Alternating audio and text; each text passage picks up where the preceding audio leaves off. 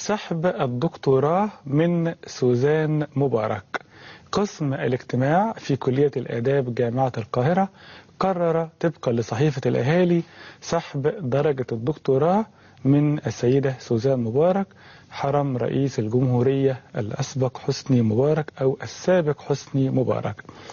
سوزان مبارك لها نفوذ طاغي معظم سنوات عصر حسني مبارك، وإليها ينسب مشروع التوريث اللي طرح مصر أرضا، ثم طرح حسني مبارك وعائلة حسني مبارك أرضا فيما بعد.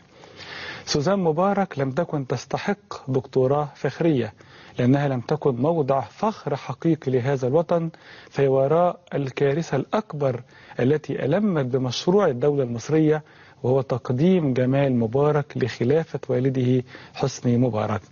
حسنا فعلت جامعة القاهرة بعد أن أساءت فيما قبل بأن منحت الدكتوراه الفخرية لسوزان مبارك، وحسنا فعلت اليوم بسحب الدكتوراه الفخرية من سوزان مبارك.